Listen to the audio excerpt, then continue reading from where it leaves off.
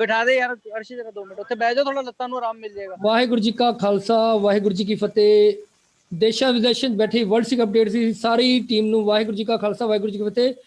ਅੱਜ ਅਸੀਂ ਆਪ ਜੀ ਸਾਹਮਣੇ ਲੈ ਕੇ ਆ ਰਹੇ ਹਾਂ ਜਿਹੜਾ ਕਿਸਾਨ ਸੰਘਰਸ਼ ਇਸ ਟਾਈਮ ਚੱਲ ਰਿਹਾ ਹੈ ਦਿੱਲੀ ਦੇ ਲਗਭਗ ਸਾਰੇ ਬਾਰਡਰ ਤੇ।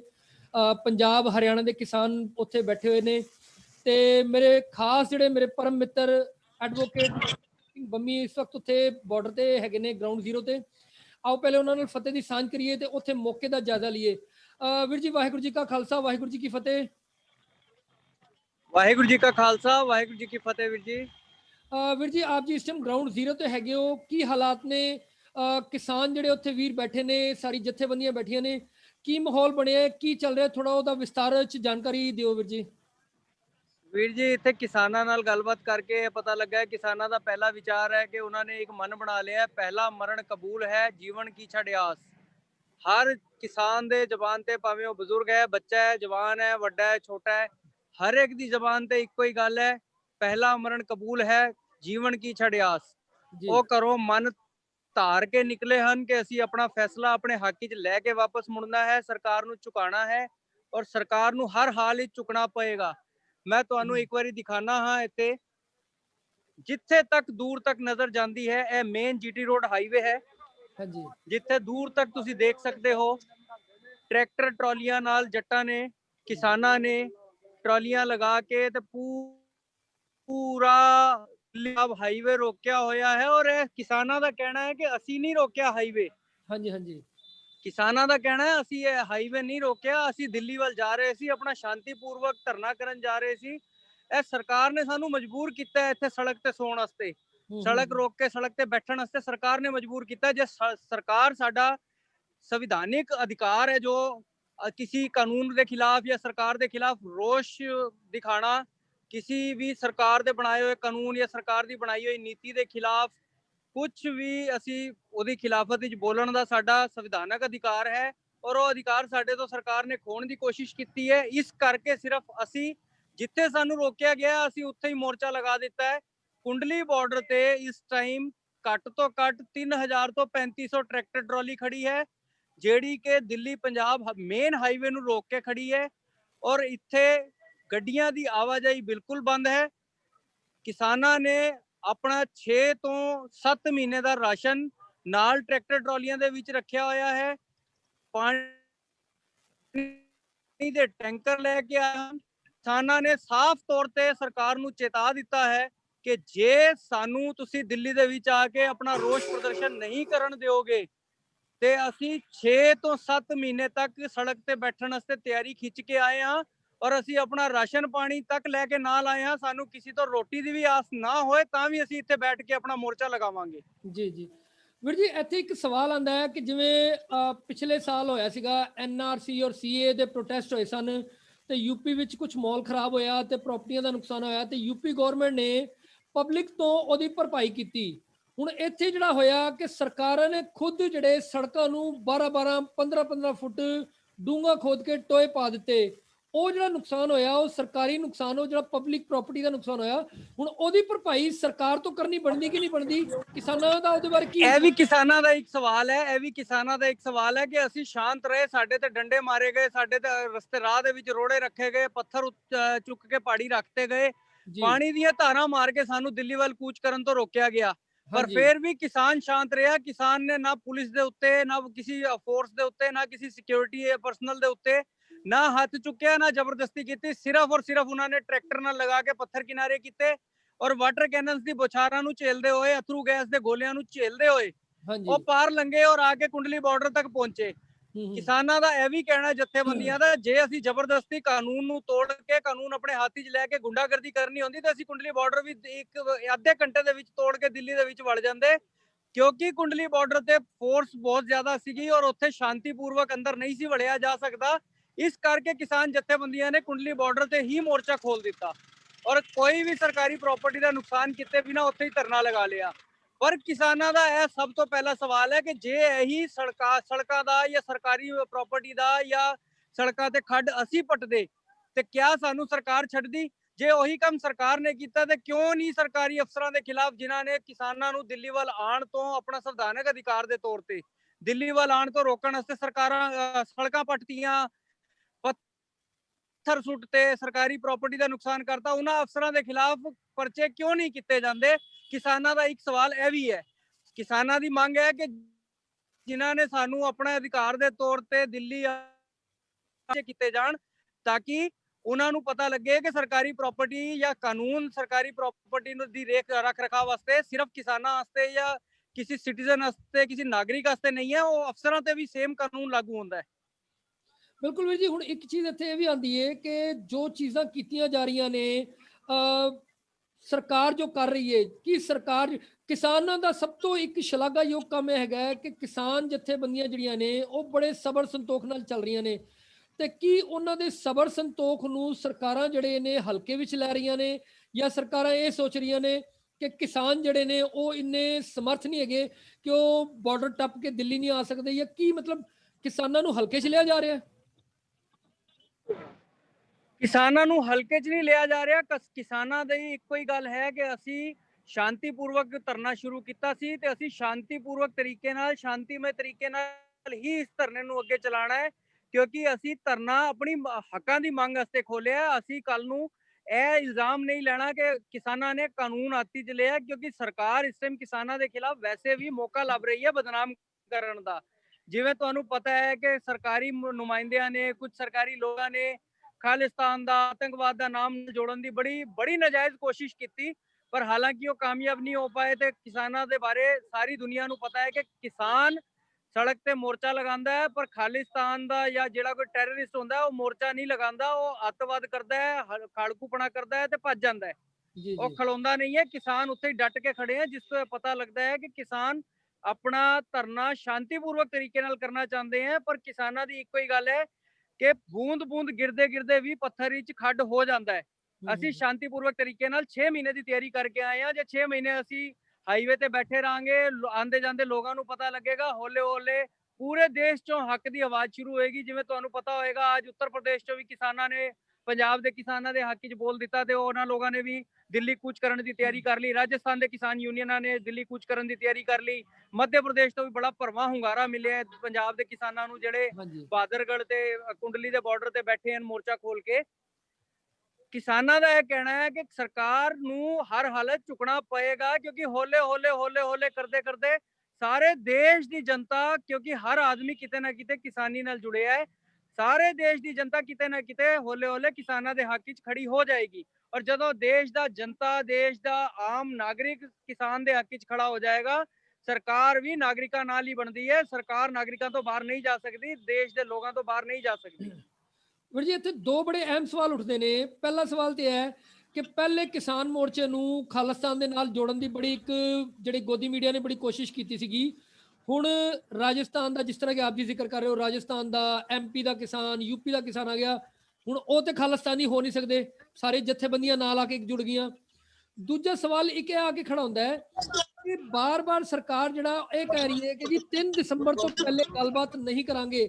ਐਸਾ ਝੋਲ ਹੈਗਾ ਜਿਹੜਾ 3 ਦਸੰਬਰ ਤੱਕ ਟਾਲਣ ਦੀ ਕੋਸ਼ਿਸ਼ ਕੀਤੀ ਜਾ ਰਹੀ ਹੈ, ਤੇ ਕੀ ਅਸੀਂ ਕੋਈ ਸਾਜ਼ਿਸ਼ ਹੈ ਜਾਂ ਕੀ ਐਸਾ ਹੈਗਾ? ਅਸਲ ਵਿੱਚ ਕਿਸਾਨ ਯੂਨੀਅਨ ਦੇ ਪ੍ਰਧਾਨ ਸਾਹਿਬ ਨਾਲ ਮੇਰੀ ਗੱਲ ਹੋਈ ਸੀ। ਉਹਨਾਂ ਨੇ ਮੈਨੂੰ ਇੱਕੋ ਗੱਲ ਦੱਸੀ ਕਿ ਸਰਕਾਰ ਨੇ ਸਾਨੂੰ ਜੋ ਰਾਤ ਵੀ ਅਮਿਤ ਸ਼ਾਹ ਨੇ ਲਾਈਵ ਆ ਕੇ ਤੇ ਇੱਕ ਬਿਆਨ ਦਿੱਤਾ ਹੈ ਕਿ ਅਸੀਂ 3 ਦਸੰਬਰ ਤੋਂ ਪਹਿਲੇ ਵੀ ਤੁਹਾਡੇ ਨਾਲ ਗੱਲ ਕਰਨ ਲਈ ਤਿਆਰ ਹਾਂ, ਅਗਰ ਤੁਸੀਂ ਬੁਰਾੜੀ ਮੈਦਾਨ ਵਿੱਚ ਸ਼ਾਂਤੀਪੂਰਵਕ ਤਰੀਕੇ ਨਾਲ ਚਲੇ ਜਾਓ।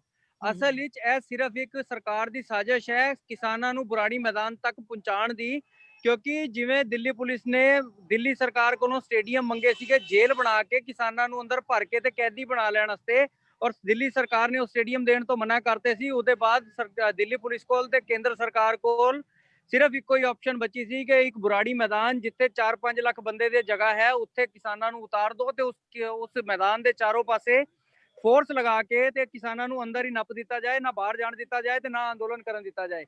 ਉਹ ਇੱਕ ਕੈਦੀ ਬਣਾਉਣ ਦੀ ਸਾਜ਼ਿਸ਼ ਹੈ, ਜੋ ਕਿ ਇੱਕ ਲਾਲਚ ਦਿੱਤਾ ਜਾ ਰਿਹਾ ਹੈ ਕਿ ਤੁਸੀਂ ਬੁਰਾੜੀ ਮੈਦਾਨ ਵਿੱਚ ਆ ਜਾਓ ਤਾਂ ਅਸੀਂ 3 ਦਸੰਬਰ ਤੋਂ ਪਹਿਲੇ ਗੱਲਬਾਤ ਕਰਾਂਗੇ, ਨਹੀਂ ਤੇ ਨਹੀਂ ਕਰਾਂਗੇ। ਉਹ ਸਿਰਫ ਇੱਕ ਸਾਜ਼ਿਸ਼ ਦੇ ਤਹਿਤ ਬੁਲਾਇਆ ਜਾ ਰਿਹਾ ਹੈ ਤੇ ਕਿਸਾਨ ਜਥੇਬੰਦੀਆਂ ਨੇ ਬੁਰਾੜੀ ਮੈਦਾਨ ਵਿੱਚ ਆਉਣ ਤੋਂ ਬਿਲਕੁਲ ਮਨਾ ਕਰ ਦਿੱਤਾ ਹੈ। ਹਾਲਾਂਕਿ ਕੁਝ 1200 ਕਿਸਾਨ ਉੱਥੇ ਪਹੁੰਚ ਗਏ ਸੀਗੇ, ਜਿਨ੍ਹਾਂ ਨੂੰ ਅੰਦਰ ਬੰਦ ਕਰ ਲਿਆ ਗਿਆ, ਮੈਦਾਨ ਤੋਂ ਬਾਹਰ ਨਹੀਂ ਆਉਣ ਦਿੱਤਾ ਜਾ ਰਿਹਾ ਹੈ, ਸਾਨੂੰ ਆਪਣੇ ਸੂਤਰਾਂ ਤੋਂ ਪਤਾ ਲੱਗਾ ਹੈ। ਔਰ ਜੀ, ਮਤਲਬ किसान किसी भी ट्रैप हाल किया जा रहा है पुरानी मैदान जाण वास्ते तैयार नहीं है। जी जी जी मतलब ट्रैप किया जा रहा है ਉਹਨਾਂ हाँ ਨੂੰ जी खालसा ਉੱਥੇ जी, ਮਤਲਬ ਕਿਸਾਨਾਂ ਨੂੰ ਟਰੈਪ ਬਿਲਕੁਲ ਕੀਤਾ ਟਰੈਪ ਕੀਤਾ ਜਾ ਰਿਹਾ ਹੈ। ਕਿਸਾਨ ਜਥੇਬੰਦੀਆਂ ਨੂੰ ਇਹ ਸਰਕਾਰ ਦਾ ਟਰੈਪ ਸਮਝ ਆ ਚੁੱਕਾ ਹੈ ਕਿ ਅਸੀਂ ਸਾਨੂੰ ਕੈਦੀ ਬਣਾਉਣ ਵਾਸਤੇ ਉੱਥੇ ਬੁਲਾਇਆ ਜਾ ਰਿਹਾ ਹੈ ਔਰ ਕਿਸਾਨ ਜਥੇਬੰਦੀਆਂ ਇਸੇ ਲਈ ਕੁੰਡਲੀ ਮੋਰਚਾ ਲਗਾ ਕੇ ਬਹਿ ਗਈਆਂ।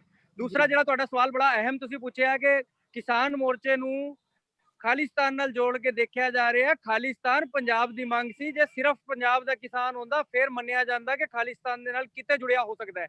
ਪਰ ਕੁੰਡਲੀ ਮੋਰਚੇ 'ਚ ਆ ਕੇ ਲਾਈਵ ਅਸੀਂ ਦੇਖ ਰਹੇ ਹਾਂ, ਅਸੀਂ ਇੱਥੇ ਸਮਝ ਰਹੇ ਹਾਂ ਹਰਿਆਣਾ ਦਾ ਸਾਰਾ ਕਿਸਾਨ ਕਿਸਾਨਾਂ ਦੇ ਯੂਨੀਅਨਸ ਦੇ ਨਾਲ ਖੜਾ ਹੈ। ਹਰਿਆਣਾ ਦਾ ਸਾਰਾ ਕਿਸਾਨ ਇੱਥੇ ਬੈਠਾ। ਹਰਿਆਣਾ ਦੀ ਮੰਗ ਨਹੀਂ ਸੀ ਖਾਲਿਸਤਾਨ, ਨਾ ਖਾਲਿਸਤਾਨ ਹਰਿਆਣਾ ਦਾ ਮੁੱਦਾ ਹੈ। ਪਰ ਕਿਸਾਨੀ ਐਕਟ ਕਿਸਾਨੀ ਕਾਨੂੰਨਾਂ ਨੂੰ ਵਾਪਸੀ ਕਰਵਾਉਣਾ ਹਰਿਆਣਾ ਦੇ ਕਿਸਾਨਾਂ ਦਾ ਵੀ ਮੁੱਦਾ ਹੈ। ਇਸ ਕਰਕੇ ਕਿਉਂਕਿ ਇਹ ਮੋਰਚਾ ਸਿਰਫ ਤੇ ਸਿਰਫ ਕਿਸਾਨੀ ਕਾਨੂੰਨਾਂ ਦੇ ਖਿਲਾਫ ਲਗਾਇਆ ਗਿਆ ਹੈ। ਇਸ ਕਰਕੇ ਹਰਿਆਣਾ ਦਾ ਕਿਸਾਨ, ਪੰਜਾਬ ਦਾ ਕਿਸਾਨ, ਹਿਮਾਚਲ ਤੋਂ ਜਿੰਨਾ ਕਿਸਾਨ ਜਾਂ ਹੋਰ ਵੀ ਜਿਹੜੇ ਆਸ-ਪਾਸ ਦੇ ਲੱਗਦੇ ਖੇਤਰ ਹੈ ਉਹਨਾਂ ਦੇ ਕਿਸਾਨ ਆ ਕੇ ਇੱਥੇ ਕੁੰਡਲੀ ਦੇ ਵਿੱਚ, ਬਹਾਦਰਗੜ੍ਹ ਦੇ ਵਿੱਚ ਕਿਸਾਨਾਂ ਦੇ ਨਾਲ ਮੋਰਚਾ ਲਗਾ ਕੇ ਤਿਆਰ ਬੈਠੇ ਹਨ ਪੂਰੀ ਲੜਾਈ ਲੜਨ ਨੂੰ।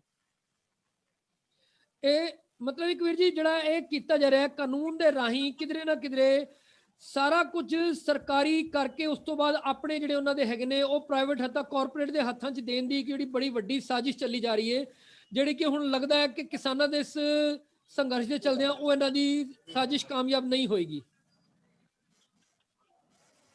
ਖਾਲਸਾ ਜੀ, ਮੇਰੀ ਕੱਲ ਇੱਥੇ ਕਿਸਾਨ ਯੂਨੀਅਨ ਦੇ ਕੁਝ ਜਥੇਬੰਦੀਆਂ ਦੇ ਆਗੂਆਂ ਨਾਲ ਗੱਲ ਹੋਈ ਸੀ, ਜਿਨ੍ਹਾਂ ਨੇ ਇਹ ਗੱਲ ਦੱਸੀ ਕਿ ਸਰਕਾਰਾਂ ਬਹੁਤ ਹੀ ਸਾਜ਼ਿਸ਼ਮय ਢੰਗ ਨਾਲ ਇਸ ਟਾਈਮ ਕਿਸਾਨਾਂ ਨੂੰ ਟਰੈਪ ਕਰਨ ਦੀ ਤਿਆਰੀ 'ਚ ਹਨ ਔਰ ਟਰੈਪ ਕਰਕੇ ਉਹਨਾਂ ਦੀਆਂ ਜ਼ਮੀਨਾਂ, ਜਿਵੇਂ ਕਿਸੇ ਟਾਈਮ ਅੰਗਰੇਜ਼ਾਂ ਨੇ ਕਾਨੂੰਨ ਬਣਾ ਕੇ ਰੈਵਨਿਊ ਐਕਟ ਬਣਾ ਕੇ ਤੇ ਉਸ ਤੋਂ ਬਾਅਦ ਉਸ ਦੇ ਵਿੱਚ ਅਮੈਂਡਮੈਂਟ ਕਰਕੇ ਇੱਕ ਨਵਾਂ ਕਾਨੂੰਨ ਸਨ 1900 ਦੇ ਵਿੱਚ ਬਣਾਇਆ ਸੀ, ਦਾ Punjab permanent alienation of land act ਸਨ 1900।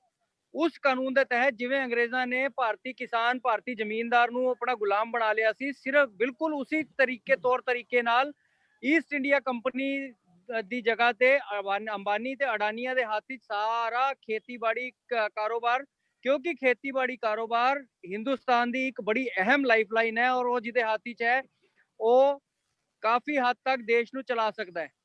ਇਸ ਕਰਕੇ ਸਰਕਾਰ ਦੀ ਬੜੀ ਵੱਡੀ ਸਾਜ਼ਿਸ਼ ਹੈ ਇਸ ਦੇ ਵਿੱਚ, ਕਿਸੇ ਨਾ ਕਿਸੇ ਤਰ੍ਹਾਂ ਘੇਰ ਕੇ ਅੰਬਾਨੀਆਂ ਅਡਾਨੀਆਂ ਦੇ ਹੱਥ ਈਸਟ ਇੰਡੀਆ ਕੰਪਨੀ ਦੀ ਤਰ੍ਹਾਂ, ਜਿਵੇਂ ਅੰਗਰੇਜ਼ਾਂ ਨੇ ਈਸਟ ਇੰਡੀਆ ਕੰਪਨੀ ਦੇ ਹੱਥ ਸਾਰੀ ਖੇਤੀਬਾੜੀ ਤੇ ਮਲਕੀਤਾਂ ਜ਼ਮੀਨ ਦੀਆਂ ਦੇਤੀਆਂ ਸੀ, ਇਸ ਤਰੀਕੇ ਵੱਡੇ ਕਾਰਪੋਰੇਟ ਘਰਾਣਿਆਂ ਨੂੰ ਮੁਨਾਫਾ ਦੇ ਕੇ ਵੱਡੇ ਕਾਰਪੋਰੇਟ ਘਰਾਣਿਆਂ ਦੇ ਹਵਾਲੇ ਸਾਰੀ ਖੇਤੀਬਾੜੀ ਕਰਨ ਦੀ ਤਿਆਰੀ 'ਚ ਹੈ ਸਰਕਾਰ।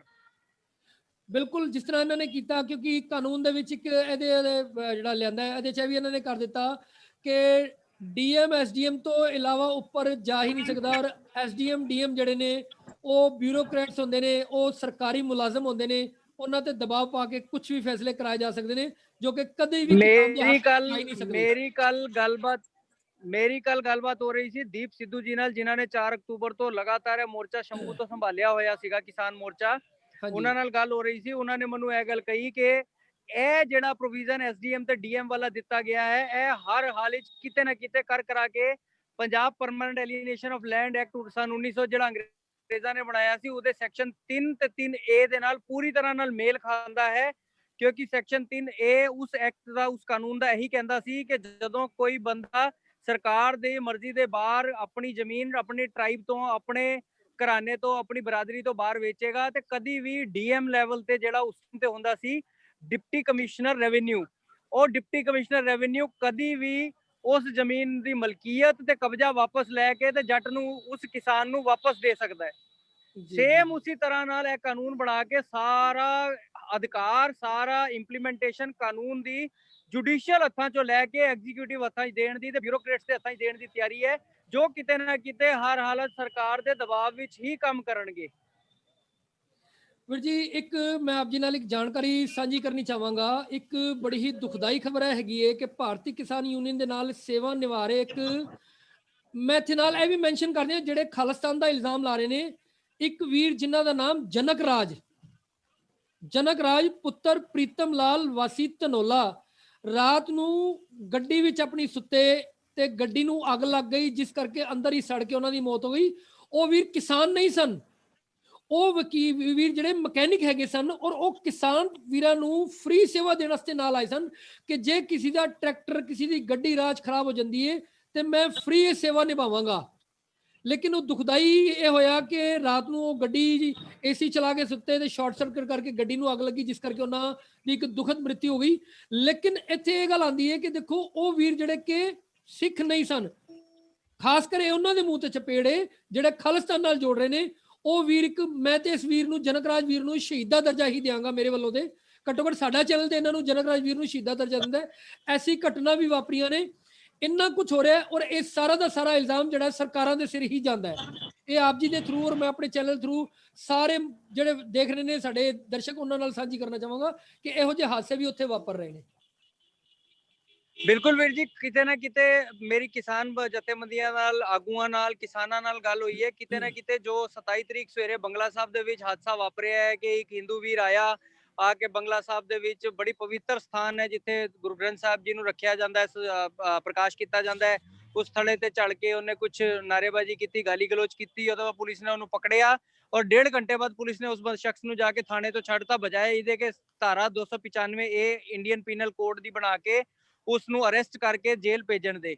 ਇਸ ਦੇ ਵਿੱਚ ਕਿਤੇ ਨਾ ਕਿਤੇ ਸਰਕਾਰਾਂ ਦੀ ਹੀ ਸਾਜ਼ਿਸ਼ ਮੰਨੀ ਜਾ ਰਹੀ ਹੈ ਤਾਂ ਕਿ ਦਿੱਲੀ ਦੇ ਆਮ ਸਿੱਖਾਂ ਦੀ, ਦਿੱਲੀ ਦੇ ਆਮ ਜਿਹੜੇ ਬੰਦੇ ਪੰਜਾਬੀ ਜਾਂ ਪੰਜਾਬੀਅਤ ਨਾਲ ਜੁੜੇ ਹਨ, ਉਹਨਾਂ ਦਾ ਮੁੱਦਾ ਕਿਸਾਨਾਂ ਦੇ ਹੱਕ ਤੋਂ, ਕਿਸਾਨਾਂ ਨਾਲ ਹਮਦਰਦੀ ਤੋਂ ਹਟ ਕੇ ਤੇ ਕਿਤੇ ਨਾ ਕਿਤੇ ਉਸ ਖਬਰ ਵੱਲ ਚਲਾ ਜਾਏ, ਤੇ ਤਾਂ ਕਿ ਜਿਹੜਾ ਉਹ, ਕਿਉਂਕਿ ਉਹ ਦਿਨ ਇੱਕ ਐਸਾ ਸੀ 27 ਤਰੀਕ ਸਵੇਰ ਦਾ, ਜਿਸ ਦਿਨ ਕਿਸਾਨ ਜਥੇਬੰਦੀਆਂ ਦੇ ਕੁਝ ਆਗੂ ਜਿਵੇਂ ਦੀਪ ਸਿੱਧੂ, ਬਲਵੰਤ ਸਿੰਘ, ਹੋਰ ਕਈ ਕਿਸਾਨ ਜਥੇਬੰਦੀਆਂ ਦੇ ਆਗੂ ਜਾਂ ਮੋਰਚੇ ਦੇ ਆਗੂ ਸੀਗੇ, ਜਿਹੜੇ ਕਿਤੋਂ ਨਾ ਕਿਤੋਂ ਰਸਤਾ ਲੱਭ ਕੇ ਦਿੱਲੀ ਦੇ ਵਿੱਚ ਐਂਟਰ ਕਰ ਗਏ ਸੀ। ਤੇ ਇੱਕ ਉਮੀਦ ਲੱਗ ਗਈ ਸੀ ਕਿ ਲਾਲ ਕਿਲੇ ਦੇ ਅੱਗੇ ਰਾਮਲੀਲਾ ਮੈਦਾਨ ਦੇ ਵਿੱਚ ਮੋਰਚਾ ਖੁੱਲ ਜਾਏਗਾ, ਇਸ ਕਰਕੇ ਤਾਂ ਕਿ ਦਿੱਲੀ ਦੇ ਆਮ ਲੋਕ ਉਸ ਮੋਰਚੇ ਨਾਲ ਨਾ ਜੁੜਨ, ਉਹਨਾਂ ਦਾ ਧਿਆਨ ਭਟਕਾਉਣ ਵਾਸਤੇ, ਖਬਰ ਨਵੀਂ ਬਣਾਉਣ ਵਾਸਤੇ ਉਹ ਵੀ ਸਰਕਾਰ ਨੇ ਹੀ ਸਾਜ਼ਿਸ਼ ਕਰਕੇ ਉਹ ਇੱਕ ਹਾਦਸਾ ਕਰਵਾਇਆ ਸੀਗਾ।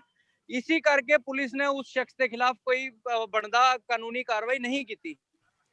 ਵੀਰ ਜੀ ਮੈਂ ਇੱਕ ਹੋਰ ਜਾਣਕਾਰੀ ਆਪ ਜੀ ਨਾਲ ਔਰ ਆਪਣੇ ਦਰਸ਼ਕਾਂ ਨਾਲ ਸਾਂਝੀ ਕਰ ਦਿਆਂ। ਕੱਲ ਇੱਕ ਕਿਸਾਨ ਜਥੇਬੰਦੀ ਜਿਹਦੇ ਵਿੱਚ ਲਗਭਗ 25 ਦੇ ਆਸ-ਪਾਸ ਕਿਸਾਨ ਸਨ, ਜਿਨ੍ਹਾਂ ਵਿੱਚੋਂ 5 ਕੁ ਹੋਣਗੇ ਜਿਹੜੇ ਸਿੱਖ ਭਾਈਚਾਰੇ ਤੋਂ ਬਿਲੋਂਗ ਕਰਦੇ ਸਨ ਤੇ 18 ਵੀ ਜਿਹੜੇ ਸਨ ਗੈਰ ਸਿੱਖ ਸਨ, ਜਿਨ੍ਹਾਂ ਨੇ ਨੰਗੇ ਪਿੰਡੇ ਦਿੱਲੀ ਦੇ ਲੁਟੀਅਨ ਜ਼ੋਨ ਵਿੱਚ ਜਾ ਕੇ ਪਰੇਡ ਕੀਤੀ, ਜੰਤਰ ਮੰਤਰ ਵੱਲ ਤੁਰ ਰਹੇ ਸਨ, ਜਿਨ੍ਹਾਂ ਨੂੰ ਬਾਅਦ ਵਿੱਚ ਪੁਲਿਸ ਨੇ ਅਰੈਸਟ ਕਰ ਲਿਆ। ਉਹ ਵੀ ਐਸੇ ਨੇ, ਇੰਨੀ ਠੰਡ ਵਿੱਚ ਜਿਹੜਾ ਟੈਂਪਰੇਚਰ ਇਸ ਟਾਈਮ ਦਿੱਲੀ ਦਾ ਮੇਰੇ ਖਿਆਲ 12-15 ਦੇ ਆਸ-ਪਾਸ ਟੈਂਪਰੇਚਰ ਹੈ, ਨੰਗੇ ਪਿੰਡੇ ਉਹ ਸਵੇਰੇ ਸੜਕਾਂ ਤੇ ਉਹਨਾਂ ਨੇ ਰੋਸ ਮਾਰਚ ਕੱਢਿਆ। ਸੋ ਇਹ ਬੜੀਆਂ ਸਾਰੀਆਂ ਇਹੋ ਜਿਹੀ ਘਟਨਾਵਾਂ ਹੋ ਰਹੀਆਂ ਨੇ ਜਿਹੜੀਆਂ ਕਿ ਮੀਡੀਆ, ਜਿਹੜਾ ਨੈਸ਼ਨਲ ਮੀਡੀਆ ਦਿਖਾਉਣ ਦੀ ਬਜਾਏ ਮੁੱਦਿਆਂ ਤੋਂ ਭਟਕਾ ਰਿਹਾ ਹੈ। ਮੈਂ ਇਸ ਦੇ ਵਿੱਚ ਇੱਕ ਤੁਹਾਨੂੰ ਟੋਕ ਕੇ ਮਾਫੀ ਚਾਹਾਂਗਾ, ਇੱਕ ਅੱਛੀ ਖਬਰ ਹੋਰ ਤੁਹਾਨੂੰ ਦੇ ਦਾਂ ਵਿੱਚ ਜੀ, ਕਿ ਜਿਹੜੇ ਵੀ ਕਿਸਾਨ ਦਿੱਲੀ ਦੀ ਹੱਦਾਂ ਟੱਪ ਕੇ ਦਿੱਲੀ ਦੇ ਵਿੱਚ ਆਪਣੀਆਂ ਗੱਡੀਆਂ ਲੈ ਕੇ ਚਲੇ ਗਏ ਸੀ, ਜਿਨ੍ਹਾਂ ਨੂੰ ਪੁਲਿਸ ਨੇ ਪਕੜਿਆ ਸੀਗਾ ਤੇ ਪਕੜ ਕੇ ਉਹਨਾਂ ਦੀਆਂ ਗੱਡੀਆਂ ਸਭ ਬੰਦ ਕਰਤੀਆਂ ਸੀ 66 ਦਿੱਲੀ ਪੁਲਿਸ ਐਕਟ ਦੇ ਅੰਡਰ, ਜੋ ਕਿ ਹੁੰਦਾ ਹੈ ਕਿ ਲਾਵਾਰਿਸ ਗੱਡੀ ਨੂੰ ਬੰਦ ਕਰਨ ਵਾਸਤੇ। ਉਹ ਡਰਾਈਵ ਕਰਦੇ ਕਿਸਾਨਾਂ ਨੂੰ ਰੋਕ ਕੇ, ਕਿਸਾਨਾਂ ਨੂੰ ਡਿਟੇਨ ਕਰਕੇ ਕਸਟਡੀ 'ਚ ਲੈ ਕੇ ਤੇ ਉਹ ਗੱਡੀਆਂ 66 ਡੀਪੀ ਐਕਟ ਦੇ ਵਿੱਚ ਲਾਵਾਰਿਸ ਦੇ ਤੌਰ ਤੇ ਬੰਦ ਕਰਤੀਆਂ ਸੀ, ਜਿਹੜੀ ਕਿ ਆਖਰੀ ਗੱਡੀ ਅੱਜ 3 ਵਜੇ ਛੁਡਾ ਲਈ ਗਈ ਹੈ ਥਾਣੇ ਤਿਲਕ ਮਾਰਗ ਤੋਂ। ਜੀ ਜੀ ਜੀ, ਬਹੁਤ ਬਹੁਤ ਬਹੁਤ ਵੀਰ ਜੀ, ਇਸ ਮਾਮਲੇ 'ਚ ਸਾਡੀ ਜਿਹੜੀ ਲੀਗਲ ਟੀਮ ਹੈ ਬਹੁਤ ਵਧਾਈ ਦੀ ਪਾਤਰ ਹੈ ਕਿ ਨਿਸ਼ਕਾਮ ਸੇਵਾ। ਮੈਂ ਇੱਥੇ ਹੋਰ ਇੱਕ ਜਾਣਕਾਰੀ ਸਾਂਝੀ ਕਰਾਂ, ਜਿਹੜੇ ਉਸ ਵੀਰ ਨੇ ਜਿਹਨੇ ਚੜ ਕੇ ਜਿਹੜਾ ਵਾਟਰ ਕੈਨਨ ਸੀਗਾ ਉਹਦਾ ਪਾਣੀ ਦੀ ਧਾਰ ਰੋਕੀ ਸੀ, ਜਿਹਦੇ ਤੇ 307 ਦਾ ਪਰਚਾ ਦਰਜ ਕਰ ਲਿਆ ਗਿਆ ਸੀਗਾ, ਜਦਕਿ ਸੱਚਾਈ ਹੈ ਕਿ ਉਹਨੇ ਪਾਣੀ ਦੀ ਧਾਰ ਰੋਕ ਕੇ ਲੋਕਾਂ ਦੀ ਲਾਈਫ ਸੇਵ ਕੀਤੀ ਸੀ, ਉਹਦੇ ਤੇ 307 ਦਾ ਦਰਜ ਕਰ ਦਿੱਤਾ ਗਿਆ ਸੀਗਾ। ਉਹਦੇ ਵਾਸਤੇ ਸਾਡੇ ਜਿਹੜੇ ਕਰਨਾਲ ਤੋਂ ਹੈਗੇ ਨੇ ਐਡਵੋਕੇਟ ਵੀਰ ਅੰਗਰੇਜ਼ ਸਿੰਘ ਪੰਨੂ ਤੇ ਉਹਨਾਂ ਦੀ ਟੀਮ ਨੇ ਵੀ ਇਸ ਚੀਜ਼ ਦਾ ਕਿਹਾ ਜੀ ਕਿ ਉਹਨਾਂ ਦੇ ਔਰ ਹੋਰ ਜਿਹਦੇ ਤੇ ਵੀ ਕੇਸ ਦਰਜ ਕੀਤੇ ਜਾ ਰਹੇ ਨੇ, ਹਰਿਆਣੇ ਦੀ ਜਿਹੜੀ ਉਹ ਟੀਮ ਹੈ, ਕਰਨਾਲ ਦੀ ਟੀਮ, ਲੀਗਲ ਟੀਮ, ਉਹ ਸਾਰੀ ਫ੍ਰੀ ਆਫ ਕਾਸਟ ਉਹਨਾਂ ਦਾ ਕੇਸ ਪੂਰੇ ਐਂਡ ਤੱਕ ਲੜੇਗੀ। ਰਵਿੰਦਰ ਜੀ, ਮੇਰੇ ਨਾਲ ਇੱਕ ਕਿਸਾਨ ਭਾਈ ਵੀ ਖੜੇ ਹਨ ਜਿਨ੍ਹਾਂ ਦਾ ਨਾਮ ਹੈ ਕੁਲਦੀਪ ਸਿੰਘ ਬਰਾੜ। ਮੈਂ ਤੁਹਾਡੀ ਉਹਨਾਂ ਨਾਲ ਗੱਲ ਕਰਵਾਉਣਾ, ਤੁਸੀਂ ਜੋ ਚਾਹੋ, ਜੋ ਕਿ ਅਸਲ ਕਿਸਾਨ ਹਨ, ਇਸ ਮੋਰਚੇ ਨਾਲ ਜੁੜੇ ਹਨ ਔਰ 4 ਅਕਤੂਬਰ ਤੋਂ ਮੋਰਚੇ 'ਚ ਬੈਠੇ ਹਨ। ਮੈਂ ਤੁਹਾਡੀ ਉਹਨਾਂ ਨਾਲ ਗੱਲ ਕਰਵਾਉਣਾ ਹਾਂ, ਤੁਸੀਂ ਬਾਕੀ ਦੇ ਅਗਰ ਕੋਈ ਚਾਹੋ ਤੇ ਸਵਾਲ ਉਹਨਾਂ ਨੂੰ ਪੁੱਛ ਸਕਦੇ ਹੋ। ਹਾਂਜੀ, ਲਾਈਵ ਚੱਲ। ਹਾਂਜੀ, ਸਤਿ ਸ਼੍ਰੀ ਅਕਾਲ ਜੀ। ਸਤਿ ਸ਼੍ਰੀ ਅਕਾਲ ਵੀਰ ਜੀ। ਹਾਂਜੀ ਵੀਰ ਜੀ, ਆਪਣਾ ਸ਼ੁਭ ਨਾਮ ਕੀ ਜੀ? ਜੀ ਨਾਮ ਕੁਲਦੀਪ ਸਿੰਘ ਬਰਾੜ ਹੈ ਜੀ। ਕੁਲਦੀਪ ਸਿੰਘ ਜੀ, ਤੁਸੀਂ ਇਸ ਮੋਰਚੇ ਨਾਲ ਸ਼ੁਰੂ ਤੋਂ ਜੁੜੇ ਹੋਏ ਹੋ, ਤੁਸੀਂ ਇਸ ਮੋਰਚੇ ਬਾਰੇ ਜੋ ਸ਼ੁਰੂ ਤੋਂ ਲੈ ਕੇ ਹੁਣ ਤੱਕ ਘਟਨਾ ਵਾਪਰੀਆਂ ਨੇ, ਥੋੜਾ ਸੰਖੇਪ ਵਿੱਚ ਉਹਦੀ ਜਾਣਕਾਰੀ ਦਿਓ। ਦੇਖੋ, ਜਿਹੜਾ ਘਟਨਾ ਤਾਂ ਵਾਪਰਦੀਆਂ ਆ ਰਹੀਆਂ, ਉਹਨਾਂ ਨੂੰ ਅਸੀਂ ਫੇਸ ਵੀ ਰੈਗੂਲਰ ਕਰਦੇ ਆ ਰਹੇ ਹਾਂ। ਬਟ ਇੱਕ ਸਾਨੂੰ ਇਹ ਸੀਗਾ ਵੀ ਸਾਡਾ ਇੱਕ ਟਾਰਗੇਟ ਸੀਗਾ, ਅਸੀਂ ਦਿੱਲੀ ਪਹੁੰਚਣਾ ਹੈ। ਹਾਂਜੀ ਬਸ ਹਾਂਜੀ ਅਸੀਂ ਸੋ ਪਹੁੰਚੇ ਹਾਂ ਜੀ। ਤੇ ਤੇ ਜਦ ਅਸੀਂ ਇੱਥੋਂ ਹਾਂਜੀ ਬੈਰੀਅਰ ਤੋਂ ਸਟਾਰਟ ਕੀਤਾ ਜੀ, ਅਸੀਂ 26 ਤਰੀਕ ਦੀ ਮਾਰਨਿੰਗ ਤੋਂ ਬੈਰੀਅਰ ਦੀ ਸਭ ਤੋਂ ਪਹਿਲੀ ਬਰਛਾੜ ਪਾਣੀ ਦੀ ਉਹ ਸਾਡੇ ਤੇ ਹੀ ਲੱਗੀ ਸੀਗੀ, ਔਰ ਸਭ ਤੋਂ ਪਹਿਲਾਂ ਅਸੀਂ ਬੈਰੀਅਰ ਨੂੰ ਤੋੜਨਾ ਸਟਾਰਟ ਕੀਤਾ ਸੀ। ਅਸੀਂ ਤਾਂ ਹਲੇ ਫਿਲਹਾਲ ਸੋਚ ਹੀ ਰਹੇ ਸੀਗੇ ਕਿ ਬੈਰੀਅਰ ਨੂੰ ਕਿੱਦਾਂ ਤੋੜਿਆ ਜਾਏਗਾ ਜਾਂ ਕਿੱਦਾਂ। ਚਲੋ ਅਸੀਂ ਸਟਾਰਟ ਉਹਨੂੰ ਵਾਚ ਕਰ ਰਹੇ ਸੀ। ਸਾਨੂੰ ਪਤਾ ਵੀ ਨਹੀਂ ਲੱਗਿਆ, ਇੱਕਦਮ ਇੰਨੀਆਂ ਟਰਾਲੀਆਂ ਆਈਆਂ, ਪਿੱਛੋਂ ਇੰਨੇ ਲੋਕ ਆਏ ਵੀ ਉਹ ਕਦੋਂ ਸਾਨੂੰ ਧੱਕੇ ਲੱਗੇ ਅੱਗੇ ਨੂੰ, ਏਦਾਂ ਹੋਇਆ ਸੀ। ਤੇ ਇਸ ਟਾਈਮ ਉੱਥੇ ਲਗਭਗ ਕਿੰਨੀ ਕੁ ਗਿਣਤੀ 'ਚ ਹੈਗੇ ਨੇ ਜੀ ਕਿਸਾਨ ਵੀਰ? ਉੱਥੇ ਕੁਝ ਅੰਦਾਜ਼ਾ ਦੱਸ ਸਕਦੇ ਹੋ ਕਿੰਨੀ ਵੱਡੀ ਗਿਣਤੀ 'ਚ ਨੇ? ਸ਼ੰਭੂ ਮੋਰਚਾ ਜੀ ਹਾਂਜੀ ਹਾਂਜੀ ਇੱਥੇ ਕੋਈ ਗਿਣਤੀ ਨਹੀਂ ਹੈ ਜੀ। ਇੱਥੇ ਤਾਂ ਟਰਾਲੀਆਂ ਦੀ ਵੀ, ਗੱਡੀਆਂ ਦੀ ਗਿਣਤੀ ਨਹੀਂ ਹੋ ਸਕਦੀ, ਕਿਸਾਨਾਂ ਦੀ ਗਿਣਤੀ ਤਾਂ ਕਿੱਦਾਂ ਹੋ ਪਾਊਗੀ। ਇੱਕ ਲਗਭਗ ਅੰਦਾਜ਼ਾ ਕਿੰਨਾ ਹੋ ਸਕਦਾ? ਮਤਲਬ ਆਪ ਜੀ ਦੇ ਹਿਸਾਬ ਨਾਲ 10 20 50 ਹਜ਼ਾਰ, ਲੱਖ, 2 ਲੱਖ, ਕਿੰਨਾ ਕੁਝ ਇੱਕ ਅੰਦਾਜ਼ਾ, ਥੋੜਾ ਜਿਹਾ ਇੱਕ ਰਫਲੀ ਆਈਡੀਆ। ਦੇਖੋ ਅਸੀਂ 2 ਦਿਨ ਤੋਂ ਇੱਥੇ ਘੁੰਮ ਰਹੇ ਹਾਂ। ਘੁੰਮਣ ਦਾ ਮਤਲਬ ਵੀ 4 ਚੁਫੇਰਾ ਬਾਰਡਰ ਸੀਲ ਕੀਤੇ ਹੋਏ ਆ। ਕਦੇ ਕਿੱਥੋਂ ਜਾਈਦਾ ਸੀ, ਕਦੇ ਕਿੱਧਰੋਂ ਜਾਈਦਾ ਸੀਗਾ, ਪਰ ਅਸੀਂ ਵੀ ਗਿਣ ਨਹੀਂ ਪਾਏਗੇ ਵੀ ਕਿੰਨਾ ਹੋ ਸਕਦਾ। ਕੋਈ ਅੰਦਾਜ਼ਾ ਨਹੀਂ ਹੈ ਇਹਦਾ, ਇਹ ਲੱਖਾਂ ਦੀ ਮਤਲਬ ਗਿਣਤੀ 'ਚ ਹੈ। ਜੀ ਜੀ, ਆਪ ਜੀ ਦੇ ਮੁਤਾਬਿਕ ਮਤਲਬ ਇੰਨੀ ਵੱਡੀ ਕੀ ਸੰਖਿਆ 'ਚ ਹੈਗੇ ਨੇ ਕਿ ਜਿਹਨੂੰ ਗਿਣਨਾ ਵੀ ਕੋਈ ਸੌਖਾ ਨਹੀਂ ਹੈ। ਬਿਲਕੁਲ ਸਰ, ਇਹ ਕਹਿ ਸਕਦੇ ਆਪਾਂ ਵੀ ਇਹਦਾ ਕੋਈ ਅੰਦਾਜ਼ਾ ਨਹੀਂ ਲਾਇਆ ਜਾ ਸਕਦਾ। ਜੀ ਜੀ ਕਿੰਨੀ ਜੀ। ਦੂਰ ਤੱਕ ਹੈ, ਕਿੰਨੀ ਪਿੱਛੋਂ ਤੱਕ ਹੈ, ਕੋਈ ਅੰਦਾਜ਼ਾ ਨਹੀਂ ਲਾਇਆ ਜਾ ਸਕਦਾ ਇਹਦਾ। ਤੇ ਵੀਰ ਜੀ ਇੱਕ ਆਪ ਜੀ ਤੋਂ ਆਖਰੀ ਸਵਾਲ ਹੋਰ ਕਰਾਂਗਾ। ਅਗਲੀ ਰਣਨੀਤੀ ਤੁਹਾਡੀ ਕੀ ਹੈਗੀ ਹੈ? ਮਤਲਬ ਇੱਥੇ ਬੈਠ ਕੇ ਇੰਤਜ਼ਾਰ ਕਰੋਗੇ, ਜਾਂ ਜਿਵੇਂ ਸਰਕਾਰ ਨੇ ਇੱਕ ਆਫਰ ਦਿੱਤੀ ਹੈ ਜੀ ਕਿ ਬੁਰਾੜੀ ਆ ਜਾਓ, ਅਸੀਂ ਤਾਂ ਉੱਥੇ ਤੁਹਾਡੇ ਨਾਲ ਗੱਲ ਕਰਾਂਗੇ, ਜਾਂ ਤੁਹਾਡਾ ਸਿਰਫ ਟਾਰਗੇਟ ਰਾਮਲੀਲਾ ਆਪਣਾ ਸੌਰੀ ਜੰਤਰ ਮੰਤਰ ਜਾ ਕੇ ਜਾਂ ਇੱਥੇ ਆ ਕੇ ਸਰਕਾਰ ਗੱਲ ਕਰੇ ਉਹੀ ਹੈਗਾ? ਦੇਖੋ ਅਸੀਂ ਚਾਹੁੰਦੇ ਹਾਂ ਜੀ, ਜਿਹੜੇ ਆਰਡੀਨੈਂਸ ਸਰਕਾਰ ਨੇ ਪਾਸ ਕੀਤੇ ਉਹਨਾਂ ਨੂੰ ਵਾਪਸ ਲਿਆ ਜਾਵੇ, ਹਨਾ। ਜੀ ਜੀ ਸਾਡਾ ਮੇਨ ਮੁੱਦਾ ਤਾਂ ਇਹੀ ਹੈ, ਜਿਹੜੇ ਸਰਕਾਰ ਨੇ ਆਰਡੀਨੈਂਸ ਕੀਤੇ, ਲਾਗੂ ਕੀਤੇ ਆ, ਜੋ ਉਹਨਾਂ ਨੇ ਬਣਾਏ ਆ, ਉਹਨਾਂ ਨੂੰ ਵਾਪਸ ਲਿਆ ਜਾਵੇ। ਔਰ ਜੇਕਰ ਸਰਕਾਰ ਇਹ ਗੱਲ ਕਹਿੰਦੀ ਹੈ ਕਿ ਹਾਂਜੀ ਉਹ ਆਰਡੀਨੈਂਸ ਨਹੀਂ ਹੋਊਗਾ, ਅਸੀਂ ਵਾਪਸ ਨਹੀਂ ਲਵਾਂਗੇ, ਤਾਂ ਅਸੀਂ ਇੱਥੋਂ ਹਿੱਲਾਂਗੇ ਨਹੀਂ, ਅਸੀਂ ਉੱਠਾਂਗੇ ਨਹੀਂ। ਦੂਸਰੀ ਗੱਲ ਹੈ, ਸਰਕਾਰ ਜਿੰਨੀ ਵਾਰ ਕਹਿੰਦੀ ਹੈ ਅਸੀਂ ਚੈਲੰਜ ਦਿੰਦੇ ਆ, ਐਸੇ ਨਹੀਂ ਹੋ ਸਕਦਾ, ਹਮ ਕਹਿੰਦੇ ਆ ਵੀ ਅਸੀਂ ਰੋਡ ਸੀਲ ਕਰ ਦਾਂਗੇ, ਆਹ ਸੀਲ ਕਰ ਦਾਂਗੇ, ਉਹ ਸੀਲ ਕਰ ਦਾਂਗੇ। ਠੀਕ ਹੈ ਜੀ, 26 ਤਰੀਕ ਨੂੰ ਅਸੀਂ ਆਈਡੀਆ ਆਪਦਾ ਸਰਕਾਰ ਨੂੰ ਪਹਿਲਾਂ ਬੋਲਤਾ ਸੀ ਵੀ ਅਸੀਂ 26 27 ਤਰੀਕ ਨੂੰ ਦਿੱਲੀ ਜਾਵਾਂਗੇ, ਔਰ 26 ਤਰੀਕ ਦੀ ਮਾਰਨਿੰਗ 3:30 ਵਜੇ ਅਸੀਂ ਇੰਡੀਆ ਗੇਟ ਤੇ ਆਪਦੀ ਗੱਡੀ ਲਾਤੀ ਸੀ। ਔਰ ਇੰਡੀਆ ਗੇਟ ਤੋਂ ਹੀ ਸਾਡੀ ਗੱਡੀ ਤੇ ਸਾਨੂੰ ਅਰੈਸਟ ਕੀਤਾ ਗਿਆ ਸੀਗਾ। ਫਿਰ ਸ਼ਾਮ ਨੂੰ ਛੱਡਿਆ ਗਿਆ ਸੀ। ਗੱਡੀਆਂ ਅਸੀਂ ਅਜੇ ਕਵਰ ਕਰ ਰਹੇ ਹਾਂ ਆਪਦੀਆਂ। ਲਾਸਟ ਗੱਡੀ ਤੱਕ ਅੱਜ ਸਾਨੂੰ ਮਿਲ ਚੁੱਕੀ ਹੈ। ਜੀ ਜੀ ਜੀ। ਠੀਕ ਹੈ ਜੀ। ਸੋ ਅਸੀਂ ਇਹ ਦੱਸ ਦੇਣਾ ਚਾਹੁੰਦੇ ਹਾਂ, ਬਸ ਸਰਕਾਰ ਨੂੰ ਮੋਟੀ ਗੱਲ ਅਸੀਂ ਇਹ ਦੱਸ ਦੇਣਾ ਚਾਹੁੰਦੇ ਹਾਂ ਕਿ ਜੋ ਫੈਸਲੇ ਅੱਜ ਪੰਜਾਬ ਨੇ ਜਾਂ ਕਿਸਾਨਾਂ ਨੇ ਲੈ ਲਏ ਆ, ਅਸੀਂ ਉਹਨੂੰ ਪੂਰਾ ਕਰਾਂਗੇ। ਇਹਦੇ ਲਈ ਜੋ ਵੀ ਮਰਜ਼ੀ ਹੋ ਜਾਏ, ਅਸੀਂ ਪਰਵਾਹ ਨਹੀਂ, ਪਿੱਛੇ ਨਹੀਂ ਹਟਾਂਗੇ ਅਸੀਂ। ਜੀ ਬਿਲਕੁਲ, ਇਰਾਦੇ ਦ੍ਰਿੜ ਹੈਗੇ ਨੇ ਜੀ, ਔਰ ਬਹੁਤ ਹੀ ਚੰਗਾ ਲੱਗਿਆ ਆਪ ਜੀ ਕੋਲੋਂ ਇਹ ਜਾਣ ਕੇ। ਸੋ ਬਹੁਤ ਬਹੁਤ ਧੰਨਵਾਦ ਵੀਰ ਜੀ ਆਪ ਜੀ ਦਾ, ਆਪ ਜੀ ਨੇ ਜਿਹੜੀ ਇਹ ਜਾਣਕਾਰੀ ਦਿੱਤੀ ਹੈ। ਕਿਉਂਕਿ ਜੋ ਸਾਡੇ ਮਿੱਤਰ ਐਡਵੋਕੇਟ ਮਨਕਨਦੀਪ ਸਿੰਘ ਜੀ ਦੱਸ ਰਹੇ ਨੇ, ਉਹ ਇੱਕ ਜਾਣਕਾਰੀ ਤੇ ਭਰਪੂਰ ਹੈ ਹੀ ਹੈ, ਲੇਕਿਨ ਇੱਕ ਜੋ ਖੁਦ ਕਿਸਾਨ ਜਿਹੜੇ ਇਸ ਮੋਰਚੇ 'ਚ ਸ਼ੁਰੂ ਤੋਂ ਜੁੜੇ ਹੋਏ ਨੇ, ਉਹਨਾਂ ਕੋਲ ਵੀ ਜਿਹੜੀ ਜਾਣਕਾਰੀ ਮਿਲਦੀ ਹੈ, ਉਹ ਇੱਕ ਬਹੁਤ ਹੀ ਵੱਡਾ ਇੱਕ ਮਤਲਬ ਹੈਗਾ ਕਿ ਇੱਕ ਸੰਕੇਤ ਜਾਂਦਾ ਹੈ ਕਿ ਕਿਸਾਨਾਂ ਦਾ ਜਿਹੜਾ ਸੰਕਲਪ ਉਹ ਕਿੰਨਾ ਦ੍ਰਿੜ ਹੈਗਾ, ਕਿੰਨੇ ਦ੍ਰਿੜ ਨਿਸ਼ਚੇ ਨਾਲ ਆਪਣੇ ਇਰਾਦਿਆਂ ਨੂੰ ਲੈ ਕੇ ਮਜ਼ਬੂਤ ਇਰਾਦਿਆਂ ਨਾਲ ਖੜੇ ਨੇ। ਮਨਕਨਦੀਪ ਵੀਰ ਜੀ, ਆਪ ਜੀ ਨੂੰ ਇੱਕ ਆਖਰੀ ਸਵਾਲ ਹੋਰ ਮੈਂ ਪੁੱਛਾਂਗਾ। ਇਹ ਬਰਾੜ ਸਾਹਿਬ ਕੁਝ ਹੋਰ ਗੱਲ ਰੱਖਣਾ ਚਾਹੁੰਦੇ ਹਾਂਜੀ ਹਾਂਜੀ ਬਰਾੜ ਸਾਹਿਬ ਜੀ, ਹੁਕਮ। ਸਰ ਇਹ ਹੈ ਗੱਲ ਵੀ ਹੁਣ ਇੱਥੇ ਲੜਾਈ ਕੱਲੀ MSP ਦੀ ਜਾਂ ਕਿਸਾਨੀ ਦੀ ਨਹੀਂ ਹੈ, ਹਨਾ। ਲੜਾਈ ਹੁਣ ਇੱਥੇ ਜਿਹੜੀ ਲੜਾਈ ਲੱਗ ਚੁੱਕੀ ਹੈ ਉਹ ਆਰ ਪਾਰ ਦੀ ਲੜਾਈ ਹੈ। ਜੀ ਜੀ ਇਹ ਕੋਈ ਕਿਸਾਨੀ ਦੀ ਕੱਲੀ ਜਾਂ ਕੱਲੇ MSP ਦੀ ਲੜਾਈ ਨਹੀਂ, ਲੜਾਈ ਇੱਥੇ ਹੱਕਾਂ ਦੀ ਹੈ। ਜੀ ਜੀ ਹਰ ਇੱਕ ਜਿਹੜੀ ਆਵਾਜ਼ ਨੂੰ ਜਾਂ ਘੱਟ ਗਿਣਤੀ ਲੋਕਾਂ ਨੂੰ ਜੋ ਦਬਾਇਆ ਜਾ ਰਿਹਾ ਹੈ, ਆਵਾਜ਼ ਇੱਥੇ ਉਸ ਚੀਜ਼ ਦੀ ਹੈ। ਇੱਥੇ ਕੱਲੀ ਕਿਸਾਨੀ ਦੀ ਜਾਂ ਉਹਦੀ ਨਹੀਂ ਹੈ। ਅਸੀਂ MSP ਲੈਣ ਨਹੀਂ ਆਏ ਓਨਲੀ, ਜੀ ਅਸੀਂ ਬਰਾੜ ਉਹਦੇ ਸਾਹਿਬ ਹੱਕਾਂ ਬਿਲਕੁਲ ਦੀ ਗੱਲ ਕਰਨ ਆਏ ਹਾਂ। ਜੀ ਜੀ ਬਿਲਕੁਲ ਬਰਾੜ ਸਾਹਿਬ, ਇਸ ਟਾਈਮ ਜਿਹੜੀ ਕਿਸਾਨ ਜਥੇਬੰਦੀਆਂ ਜਿਹੜੀਆਂ ਇਸ ਟਾਈਮ ਮੋਰਚਾ ਲਾ ਕੇ ਬੈਠੀਆਂ ਨੇ, ਉਹ ਪੂਰੇ ਭਾਰਤ ਦੇ ਆਮ ਲੋਕਾਂ ਦੇ ਹੱਕ ਦੀ ਆਵਾਜ਼ ਹੈ, ਸਿਰਫ ਕਿਸਾਨਾਂ ਦੀ ਨਹੀਂ, ਪੂਰੇ ਭਾਰਤ ਦੇ ਆਮ ਲੋਕਾਂ ਦੀ ਜਿਹੜੀ ਆਵਾਜ਼ ਹੈਗੀ, ਜਿਸ ਨੂੰ ਆਪ ਲੋਕ ਲੈ ਕੇ ਅੱਗੇ ਵਧ ਰਹੇ ਹੋ। ਬਿਲਕੁਲ ਜੀ, ਬਿਲਕੁਲ ਤੁਸੀਂ ਸਹੀ ਕਹਿ ਰਹੇ ਹੋ। ਅਸੀਂ ਪੰਜਾਬ ਤੋਂ ਚੱਲੇ ਸੀ ਔਰ ਲੋਕਾਂ ਨੇ ਇੰਨੇ ਓਨੈਸਟਲੀ, ਹਰਿਆਣੇ ਵਾਲਿਆਂ ਨੇ ਸਾਡੀ ਸਪੋਰਟ ਕੀਤੀ। ਅਸੀਂ ਰਾਤੇ ਰਾਤ ਹਰਿਆਣਾ ਕਵਰ ਕੀਤਾ ਸੀ, ਠੀਕ ਹੈ ਜੀ। ਤੇ ਸਾਡੀ ਓਨੈਸਟਲੀ ਇੰਨੀ ਹਰਿਆਣੇ ਵਾਲਿਆਂ ਨੇ ਸਾਡੀ ਸਪੋਰਟ ਕੀਤੀ। ਉਹ ਸਾਨੂੰ ਰਾਤ ਨੂੰ ਪਿੰਡਾਂ ਵਿੱਚ ਦੀ ਰਸਤੇ ਦੱਸ ਰਹੇ ਸੀ ਵੀ ਤੁਸੀਂ ਸ਼ਾਰਟਕਟ ਦਿੱਲੀ ਨੂੰ ਕਿੱਦਾਂ ਪਹੁੰਚਣਾ ਹੈ। ਠੀਕ ਹੈ ਜੀ। ਨੈਕਸਟ ਅਸੀਂ ਜਦੋਂ ਦਿੱਲੀ ਪਹੁੰਚੇ, ਦਿੱਲੀ ਦੇ ਵਿੱਚ ਵੀ ਸਾਨੂੰ ਇਹ ਇੱਥੋਂ ਦੇ ਜਿਹੜੀ ਇੱਥੋਂ ਤੱਕ ਕਿ ਪ੍ਰਸ਼ਾਸਨ ਨੇ ਵੀ ਹਨਾ, ਉਹ ਵੀ ਕਹਿੰਦੇ ਸੀ ਵੀ ਅਸੀਂ ਸਰਕਾਰ ਹੱਥੋਂ ਮਜਬੂਰ ਹਾਂ, ਸਾਡੇ ਅਸੀਂ ਯੂਨੀਫਾਰਮ ਦੇ ਵਿੱਚ ਹੈ, ਸਾਡੇ ਨਾਲ ਥੋੜਾ ਬਹੁਤ ਤੁਸੀਂ ਧੱਕਾ ਕਰੋ ਤਾਂ ਕਿ ਅਸੀਂ ਵੀ ਕੈਮਰੇ ਦੇ ਅੰਦਰ ਹੈ, ਸਾਡੇ ਨਾਲ ਥੋੜਾ ਜਿਹਾ ਧੱਕਾ ਕਰੋ, ਅਸੀਂ ਤੁਹਾਨੂੰ ਰਸਤਾ ਛੱਡ ਦਿਆਂਗੇ। ਸੋ ਅਸੀਂ ਇਦਾਂ ਹੀ ਕਰਦੇ ਆਏ, ਅਸੀਂ ਰਸਤੇ ਪਾਉਂਦੇ ਆਏ, ਛੱਡਦੇ ਆਏ, ਤੋੜਦੇ ਆਏ, ਔਰ ਲੋਕਾਂ ਨੇ ਹਰਿਆਣੇ ਨੇ, ਦਿੱਲੀ ਦੇ ਲੋਕ ਵੀ, ਲੋਕਲ ਦਿੱਲੀ ਦੇ ਜਿਹੜੇ ਆਮ ਵਾਸੀ ਜਿਹੜੇ ਰਹਿਣ ਵਾਲੇ ਆ, ਉਹ ਵੀ ਬੜੇ ਸਪੋਰਟੇਬਲ ਹੈ। ਜੀ ਜੀ ਬਿਲਕੁਲ ਜੀ। ਮੇਨ ਗੱਲ ਹੋ ਜਾਂਦੀ ਜੀ, ਦੇਖੋ ਜਿੱਥੇ ਤੱਕ ਹਰਿਆਣਾ ਪੁਲਿਸ ਹੈ, ਜੋ ਵੀ ਹਰਿਆਣਾ ਪੁਲਿਸ ਦਾ ਮੇਰੇ ਖਿਆਲ ਨਾ ਕਰਦਿਆਂ ਵੀ 90% ਤੋਂ ਜ਼ਿਆਦਾ ਜਿਹੜਾ ਜਵਾਨ ਹੈ ਉਹ ਕਿਸਾਨ ਪਰਿਵਾਰਾਂ ਤੋਂ ਹੀ ਆਉਂਦਾ ਜੀ, ਇਹਦੇ ਵਿੱਚ ਕੋਈ ਸ਼ੱਕ ਨਹੀਂ ਜੀ।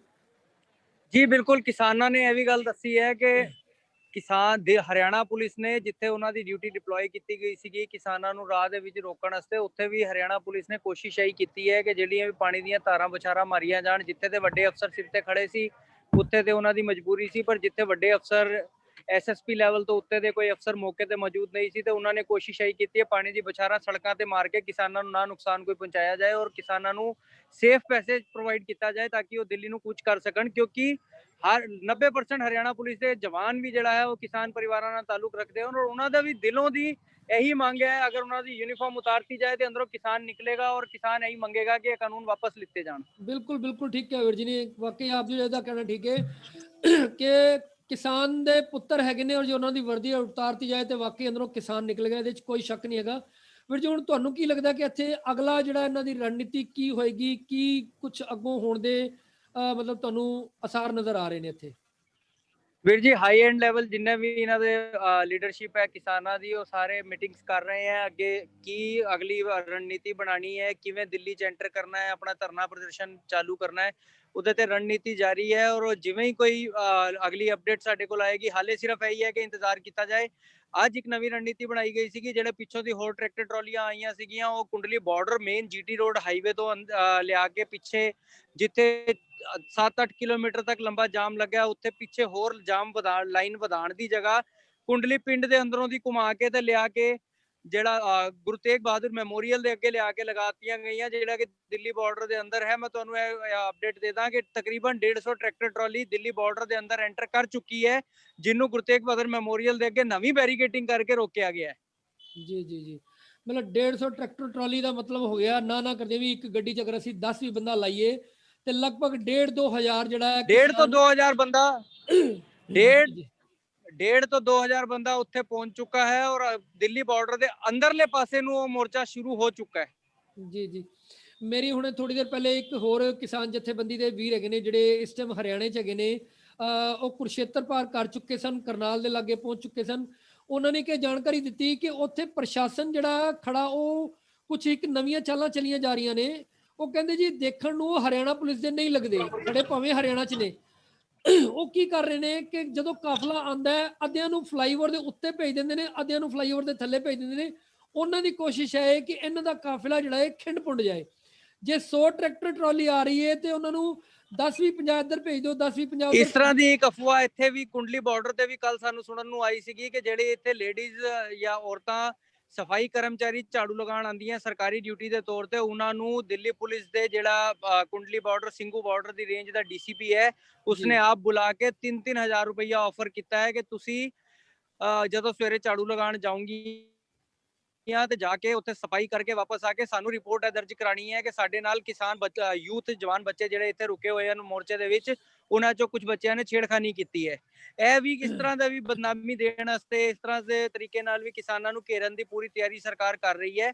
ਲੇਕਿਨ ਇਹ ਸ਼ਾਬਾਸ਼ੀ ਹੈ ਸਾਡੇ ਨਾਗਰਿਕਾਂ ਦੀ, ਜਿਨ੍ਹਾਂ ਨੇ, ਕਿਉਂਕਿ ਉਹ ਔਰਤਾਂ ਵੀ ਕਿਤੇ ਨਾ ਕਿਤੇ, ਉਹ ਪਰਿਵਾਰ ਵੀ ਕਿਤੇ ਨਾ ਕਿਤੇ ਕਿਸਾਨੀ ਨਾਲ ਤਾਲੁਕ ਰੱਖਦੇ ਆ। ਉਹਨਾਂ ਔਰਤਾਂ ਨੇ ਇਸ ਤਰ੍ਹਾਂ ਦਾ ਕੋਈ ਇਲਜ਼ਾਮ ਲਗਾਉਣ ਤੋਂ ਪੈਸੇ ਦੇ ਲਾਲਚ ਵਿੱਚ ਜਾਂ ਆਪਣੇ ਅਹੁਦੇ ਵਧਾਉਣ ਦੇ ਲਾਲਚ ਵਿੱਚ ਆ ਕੇ ਇਸ ਤਰ੍ਹਾਂ ਦੇ ਐਲੀਗੇਸ਼ਨਸ ਲਗਾਉਣ ਤੋਂ ਕੋਰੀ ਨਾ ਕਰ ਦਿੱਤੀ ਹੈ। ਵੀਰ ਜੀ ਸ਼ਾਇਦ ਇਸ ਤੋਂ ਇਹ ਪਤਾ ਲੱਗਦਾ ਹੈ ਕਿ ਸਰਕਾਰ ਕਿਸਾਨਾਂ ਨੂੰ ਢਾਣ ਵਾਸਤੇ, ਕਿਸਾਨਾਂ ਨੂੰ ਪਿੱਛੇ ਹਟਾਉਣ ਵਾਸਤੇ ਹਰ ਜਾਇਜ਼ ਨਜਾਇਜ਼ ਕੋਸ਼ਿਸ਼, ਹਰ ਜਾਇਜ਼ ਨਜਾਇਜ਼ ਇਲਜ਼ਾਮ, ਕੇਸ, ਪਰਚਾ ਸਭ ਕਰਨ ਨੂੰ ਤਿਆਰ ਹੈ। ਸਾਮ ਦਾਮ ਦੰਡ ਭੇਦ ਵਾਸਤੇ ਸਰਕਾਰ ਆਪਣਾ ਮਨ ਬਣਾਈ ਬੈਠੀ ਹੈ। ਬਿਲਕੁਲ ਆਪ ਜੀ ਨੇ ਜਿਵੇਂ ਕਿਹਾ ਕਿ ਸਾਮ ਦਾਮ ਦੰਡ ਭੇਦ ਦੀ ਨੀਤੀਆਂ ਵਰਤੀਆਂ ਜਾ ਰਹੀਆਂ ਨੇ, ਲੇਕਿਨ ਸਰਕਾਰਾਂ ਸ਼ਾਇਦ ਭੁੱਲ ਗਈਆਂ ਨੇ ਕਿ ਇਹ ਜਿਹੜੇ ਨੇ ਕਿਸਾਨ ਉਸ ਕੌਮ ਤੋਂ ਬਿਲੋਂਗ ਕਰਦੇ ਨੇ ਜਿਹਦੇ ਚ ਗੁਰੂ ਨਾਨਕ ਸਾਹਿਬ ਨੇ ਕਿਹਾ ਸੀਗਾ ਕਿ ਸੋਖਿਓ ਮੰਦਾ ਆਖੀਏ ਜਿਤ ਜੰਮੇ ਰਾਜਾਨ। ਇਹ ਜਿਹੜੇ ਧੀ ਭੈਣ ਨੂੰ ਜਿਹੜੇ ਰੱਬ ਵਰਗਾ ਦਰਜਾ ਦੇਣ ਵਾਲੀ ਕੌਮ ਹੈ, ਇਹ ਕਿਸੇ ਦੀ ਇੱਜ਼ਤ ਤੇ ਹੱਥ ਨਹੀਂ ਪਾਉਂਦੇ, ਇਹ ਬਲਕਿ ਜਿਹੜੀਆਂ ਚੁੱਕ ਕੇ ਲੈ ਗਏ, ਮੁਗਲਾਂ ਨੇ ਚੁੱਕ ਕੇ ਲੈ ਗਈ ਹੋਈਆਂ ਧੀਆਂ, ਬਗਾਨੀਆਂ ਧੀਆਂ ਨੂੰ ਆਪਣੀਆਂ ਧੀਆਂ ਭੈਣਾਂ ਬਣਾ ਕੇ ਵਾਪਸ ਛੁਡਾ ਕੇ ਲਿਆਉਣ ਵਾਲੀ ਕੌਮ ਹੈ, ਤੇ ਇਹ ਕਿਸੇ ਦੀ ਧੀ ਭੈਣ ਦੀ ਬੇਇੱਜ਼ਤੀ ਕੀ ਕਰਨਗੇ। ਬੜੀ ਇੱਕ ਮਜ਼ੇਦਾਰ ਗੱਲ ਤੁਹਾਨੂੰ ਦੱਸਦਾ, ਮੇਰੀ ਅੱਜ ਗੱਲ ਹੋਈ ਸੀਗੀ, ਗੁਰਮੁਖ ਸਿੰਘ ਜੀ ਹੈਗੇ ਫਤਿਹਗੜ੍ਹ ਸਾਹਿਬ ਜ਼ਿਲ੍ਹੇ ਤੋਂ, ਕੋਈ ਕਿਸਾਨ ਯੂਨੀਅਨ ਨੂੰ ਬਿਲੋਂਗ ਕਰਦੇ ਹੈ। ਮੇਰੀ ਅੱਜ ਉਹਨਾਂ ਨਾਲ ਗੁਰਮੁਖ ਸਿੰਘ ਜੀ ਨਾਲ ਗੱਲ ਹੋ ਰਹੀ ਸੀ। ਉਹਨਾਂ ਨੇ ਕਿਹਾ ਜੀ ਕਿਸਾਨ ਤੇ ਸਾਡੀ ਕੌਮ ਹੀ ਰੱਬ ਨੇ ਕੁਦਰਤੀ ਇਸ ਤਰ੍ਹਾਂ ਦੀ ਦਿੱਤੀ ਹੈ, ਜਿਨ੍ਹਾਂ ਦਾ ਕੰਮ ਹੀ ਹੈ ਮਿੱਟੀ ਦੇ ਵਿੱਚ ਮਿੱਟੀ ਹੋ ਕੇ ਤੇ ਸੋਨਾ ਉਗਾ ਕੇ ਲਿਆਣਾ। ਬਿਲਕੁਲ ਕਿਸਾਨ ਤੇ ਬਣਾਇਆ ਇਸ ਤਰ੍ਹਾਂ ਦਾ ਗਿਆ ਹੈ ਕਿ ਟੋਏ ਟਿੱਬਿਆਂ ਦੇ ਵਿੱਚੋਂ ਅਨਾਜ ਉਗਾ ਕੇ ਲੈ ਆਉਂਦਾ ਹੈ। ਵੀਰ ਜੀ ਗੱਲ ਹੋਈ ਹੈ ਨਾ, ਕਰਕੇ ਸਰਕਾਰਾਂ ਨਾਲ ਲੜਨਾ ਕਿਸਾਨਾਂ ਵਾਸਤੇ ਕੋਈ ਔਖਾ ਕੰਮ ਨਹੀਂ ਹੈ, ਅਸੀਂ ਪੂਰੇ ਫਤਿਹ ਕਰਕੇ ਹੀ ਮੁੜਾਂਗੇ। ਬਿਲਕੁਲ ਸਰਕਾਰ ਗਲਤਫਹਿਮੀ ਚ ਰਹਿ ਗਈ। ਪਾਣੀ ਦੀ ਧਾਰਾਂ ਉਹਨਾਂ ਤੇ ਮਾਰੀਆਂ ਜਾ ਰਹੀਆਂ ਨੇ ਜਿਹੜੇ ਸਵੇਰੇ ਸ਼ਾਮ ਜਿਹੜੇ ਨੇ ਪਾਣੀ ਦੇ ਵਿੱਚ ਹੀ ਖੇਡਦੇ ਨੇ, ਜਿਨ੍ਹਾਂ ਦਾ ਕੰਮ ਹੀ ਹੋਈਏ ਟੋਏ ਉਹਨਾਂ ਵਾਸਤੇ ਪੱਟੇ ਜਾ ਰਹੇ ਨੇ। ਜਿਹੜਾ ਸਵੇਰੇ ਸ਼ਾਮ ਮੋਢੇ ਦੇ ਕਈ ਲੈ ਕੇ ਡੱਕੇ ਤੋੜਨੇ ਡੱਕੇ ਮੋੜਨੇ ਹੀ ਕੰਮ ਕਰਦਾ ਰਿਹਾ, ਇਹ ਉਹਨਾਂ ਤੇ ਕਿਸਾਨਾਂ ਤੋਂ ਇਹ ਵੀ ਪਤਾ ਲੱਗਾ ਹੈ ਕਿ 15-15 ਫੁੱਟ ਡੂੰਘੇ ਟੋਏ ਪੱਟਦੇ ਗਏ ਸੀ ਸਰਕਾਰ ਸੜਕਾਂ ਤੇ ਕਿਸਾਨਾਂ ਨੂੰ ਰੋਕਣ ਵਾਸਤੇ। ਪਰ ਕਿਸਾਨਾਂ ਨੂੰ ਹਰਿਆਣਾ ਦੇ ਕਿਸਾਨਾਂ ਤੋਂ ਇੰਨਾ ਸਹਾਇਤਾ ਸਹਿਯੋਗ ਮਿਲਿਆ, ਉਹਨਾਂ ਨੇ ਹੱਥੋਂ ਹੱਥ ਨਾਲ ਲੱਗਦੇ ਖੇਤਾਂ ਚੋਂ ਟਰੈਕਟਰ ਦੀਆਂ ਟਰਾਲੀਆਂ ਮਿੱਟੀ ਨਾਲ ਭਰ ਕੇ ਤੇ 15-15 ਫੁੱਟ ਡੂੰਘੇ ਟੋਏ ਮਿੱਟੀ ਨਾਲ ਭਰ ਕੇ ਉੱਤੋਂ ਟਰੈਕਟਰ ਤੇ ਟਰਾਲੀਆਂ ਲਗਾ ਲੀਆਂ। ਵੀਰ ਜੀ ਟੋਏ ਤੇ ਕੀਤੇ ਗਏ ਨਾਲ ਕੀ ਕੀਤਾ ਗਿਆ ਸੀਗਾ ਕਿ ਕੰਕਰੀਟ ਲਿਆ ਕੇ 2 ਦਿਨ ਪਹਿਲੇ, ਕਿਉਂਕਿ ਇਹਨਾਂ ਨੂੰ ਪਤਾ ਲੱਗ ਗਿਆ ਸੀ ਆ ਰਹੇ ਨੇ, ਜਦੋਂ ਸ਼ੰਭੂ ਉੱਥੇ ਇਕੱਠੇ ਹੋਣੇ ਸ਼ੁਰੂ ਹੋ ਗਏ ਸਨ ਕਿਸਾਨ, ਤੇ ਇਹਨਾਂ ਨੇ ਪਾਣੀਪਤ ਤੋਂ ਲੈ ਕੇ ਦਿੱਲੀ ਤੱਕ ਕਈ ਥਾਂ ਤੇ ਕੰਕਰੀਟ ਦੇ ਵੱਡੇ ਇਹਨਾਂ ਨੇ ਖੜੇ ਕਰ ਦਿੱਤੇ ਸੀ ਬੈਰੀਅਰ, ਜਿਹੜੇ ਕਿ ਜੰਮ ਗਈ ਸੀ। ਕੰਕਰੀਟ ਪੂਰਾ ਪੱਥਰ ਬਣ ਗਿਆ ਸੀ, ਉਹਨੂੰ ਉਹਦੇ ਨਾਲ ਵੀ ਨਹੀਂ ਹਟਾਇਆ ਜਾ ਸਕਦਾ ਸੀਗਾ, ਜੀਸੀਬੀ ਤੋਂ ਇਲਾਵਾ ਕਿਸੇ ਨਾਲ ਨਹੀਂ ਹਟਾਇਆ ਜਾ ਸਕਦਾ ਸੀਗਾ। ਉਹਨਾਂ ਕੰਕਰੀਟ ਦੇ ਬੈਰੀਅਰਸ ਨੂੰ ਟਰੈਕਟਰ ਨਾਲ 45 50 ਸਾਲ ਦੇ ਬਾਬੇ ਕਿਸਾਨਾਂ ਨੇ ਹੱਥ ਪਾ ਕੇ, ਇੱਕ ਹੱਥ ਨਾਲ ਟਰੈਕਟਰ ਪਕੜ ਕੇ, ਇੱਕ ਹੱਥ ਨਾਲ ਉਹ ਪੱਥਰ ਪਕੜ ਕੇ ਕੰਕਰੀਟ ਦਾ ਘੜੀਸ ਕੇ ਪਰੇ ਮਾਰਿਆ। ਜੀ ਔਰ ਇੱਕ ਬਜ਼ੁਰਗ ਮਾਤਾਵਾਂ ਜਿਹੜੀਆਂ ਭੈਣਾਂ, ਮੈਂ ਤੇ ਹੈਰਾਨ ਹੋ ਰਿਹਾ ਦੇਖ ਕੇ ਕਿ ਪੰਜਾਬ ਦੀਆਂ ਸਾਡੀਆਂ ਭੈਣਾਂ ਜਿਹੜੀਆਂ ਨੇ ਕਿਸਾਨ ਪਰਿਵਾਰਾਂ ਤੋਂ ਜਿਹੜੀ ਹੈਗੀਆਂ ਨੇ, ਉਹ ਆਪ ਨਾਲ ਆਈਆਂ ਨੇ ਔਰ ਆਪਣੇ ਬੱਚਿਆਂ ਨੂੰ ਨਾਲ ਲੈ ਕੇ ਆਏ ਨੇ। ਬੱਚੇ ਬੈਠੇ ਟਰੈਕਟਰ ਟਰਾਲੇ 'ਚ ਆਪਣਾ ਹੋਮਵਰਕ ਜਿਹੜੇ ਕਰਦੇ ਪਏ ਨੇ, ਤੇ ਭੈਣਾਂ ਜਿਹੜੀਆਂ ਸਾਡੀਆਂ ਨੇ ਉਹ ਮੋਰਚੇ ਵਿੱਚ ਆਪਣਾ ਪੂਰਾ ਜਿਹੜੀ ਹੈ ਸ਼ਿਰਕਤ ਕਰ ਰਹੀਆਂ ਨੇ। ਤੇ ਲੇਕਿਨ ਇੱਕ ਬੇਵਕੂਫ ਬੈਠੀ ਬੰਬੇ ਜਿਹੜੀ ਹੈ ਉਹ ਕਹਿੰਦੀ ਹੈ ਜੀ ਕਿ ਇਹ ਕਿਰਾਏ ਤੇ ਲਈਆਂ ਗਈਆਂ ਨੇ। ਐਸੇ ਮਤਲਬ ਬੇਵਕੂਫ ਭਰੇ ਹੋਏ ਨੇ, ਜਿਹਦੇ ਬਾਰੇ ਆਪ ਜੀ ਨੇ ਲਿਖਿਆ ਵੀ ਸੀਗਾ। ਜੀ ਮੈਂ ਉਹਦੇ ਤੇ ਪਾਇਆ ਵੀ ਸੀਗਾ ਫੇਸਬੁੱਕ ਤੇ ਇੱਕ ਅਪਡੇਟ ਕਿ ਸਰਕਾਰ ਦੀ ਇੰਨੀ ਚਾਪਲੂਸੀ ਨਾ ਕਰੋ ਕਿ ਜ਼ਿੰਦਗੀ 'ਚ ਹੋਰ ਕਿਸੇ ਚੀਜ਼ ਦਾ ਸਵਾਦ ਹੀ ਯਾਦ ਨਾ ਰਹੇ। ਜੀ ਬਿਲਕੁਲ, ਬਹੁਤ ਆਪ ਜੀ ਨੇ ਬਿਲਕੁਲ ਉਮਦਾ ਗੱਲ ਲਿਖੀ ਸੀਗੀ। ਤਾਂ ਉਸੇ ਤੋਂ ਮੈਂ ਜ਼ਿਕਰ ਕਰ ਰਿਹਾ ਕਿ ਮੈਂ ਖੁਦ ਵੇਖਿਆ ਕਿ ਸਾਡੀਆਂ ਜਿਹੜੀਆਂ ਭੈਣਾਂ ਨੇ, ਸਾਡੀਆਂ ਮਾਤਾਵਾਂ ਨੇ ਜਿਹੜੀਆਂ ਖੁਦ, ਕਿਉਂਕਿ ਇੱਕ ਗੱਲ ਹੈ ਜੀ ਕਿ ਕਿਸਾਨ ਕੱਲਾ ਮਰਦ ਨਹੀਂ, ਕਿਸਾਨ ਔਰਤ ਵੀ ਹੈਗੀ ਪੰਜਾਬ ਵਿੱਚ, ਤੇ ਖਾਸ ਕਰ ਮਤਲਬ ਪੰਜਾਬ ਵਿੱਚ ਤੇ ਔਰਤ ਮਰਦ ਦਾ ਫਰਕ ਗਿਣਿਆ ਹੀ ਨਹੀਂ ਜਾਂਦਾ। ਕਿਸਾਨ ਨਾ ਔਰਤ ਹੈ, ਨਾ ਮਰਦ ਹੈ, ਨਾ ਬੱਚਾ ਹੈ, ਨਾ ਬੁੱਢਾ ਹੈ, ਕਿਸਾਨ ਪਰਿਵਾਰ ਹੈ। ਜੀ ਔਰ ਮੋਢੇ ਨਾਲ ਆਪਸ ਵਿੱਚ ਵੀ ਇੱਕ ਪਰਿਵਾਰ ਹੈ। ਜੀ ਮੋਢੇ ਨਾਲ ਮੋਢਾ ਲਾ ਕੇ ਕੰਮ ਕਰਨ ਵਾਲੀ ਕੌਮ ਹੈ। ਬਿਲਕੁਲ ਜੀ।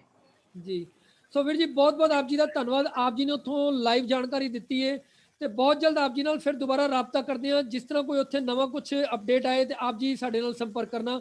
ਬਹੁਤ ਧੰਨਵਾਦ ਵੀਰ ਜੀ। ਵਾਹਿਗੁਰੂ ਜੀ ਕਾ ਖਾਲਸਾ, ਵਾਹਿਗੁਰੂ ਜੀ ਵਾਹਿਗੁਰੂ ਜੀ ਕੀ ਫਤਿਹ। ਇਹ ਸਨ ਐਡਵੋਕੇਟ ਮਨਕਨਦੀਪ ਸਿੰਘ ਬੰਮੀ, ਜੋ ਇਸ ਟਾਈਮ ਲਾਈਵ ਗਰਾਊਂਡ ਜ਼ੀਰੋ ਤੇ ਕੁੰਡਲੀ ਬੈਰੀਅਰ ਤੇ ਕਿਸਾਨਾਂ ਦੇ ਵਿੱਚ, ਕਿਸਾਨ ਮੋਰਚੇ ਵਿੱਚ ਉੱਥੇ ਸ਼ਿਰਕਤ ਕਰ ਰਹੇ ਸਨ। ਉਹਨਾਂ ਨੇ ਜੋ ਉੱਥੇ ਦੇ ਜ਼ਮੀਨੀ ਹਾਲਾਤ ਨੇ ਉਹਦੇ ਬਾਰੇ ਸਾਨੂੰ ਜਾਣਕਾਰੀ ਦਿੱਤੀ ਹੈ। ਅਸੀਂ ਕੋਸ਼ਿਸ਼ ਕਰਾਂਗੇ ਇਸ ਤਰ੍ਹਾਂ ਹੀ ਹੋਰ ਜੋ ਵੀ ਜਿਸ ਤਰ੍ਹਾਂ ਲਾਈਵ ਅਪਡੇਟਸ ਆਉਂਦੇ ਨੇ, ਅਸੀਂ ਸਾਰੇ ਦੇਸ਼ਾਂ ਵਿਦੇਸ਼ਾਂ 'ਚ ਬੈਠੇ ਜਿੰਨੇ ਵੀ ਸਾਡੇ ਦਰਸ਼ਕ ਨੇ, ਸਾਡੇ ਨਾਲ ਜੁੜੇ ਹੋਏ ਨੇ, ਸਭ ਵਾਸਤੇ ਅਸੀਂ ਬਹੁਤ ਜਲਦ ਸਭ ਕੁਝ ਲੈ ਕੇ ਲਾਈਵ ਜਿੰਨੀ ਜਲਦੀ ਹੋ ਸਕੇਗਾ ਅਸੀਂ ਲੈ ਕੇ ਆਪ ਜੀ ਸਾਹਮਣੇ ਹਾਜ਼ਰ ਹੋਵਾਂਗੇ। ਫਿਲਹਾਲ ਸਾਨੂੰ ਇੱਥੇ ਹੀ ਇਜਾਜ਼ਤ ਦਿਓ। ਵਾਹਿਗੁਰੂ ਜੀ ਕਾ ਖਾਲਸਾ, ਵਾਹਿਗੁਰੂ ਜੀ ਕੀ ਫਤਿਹ।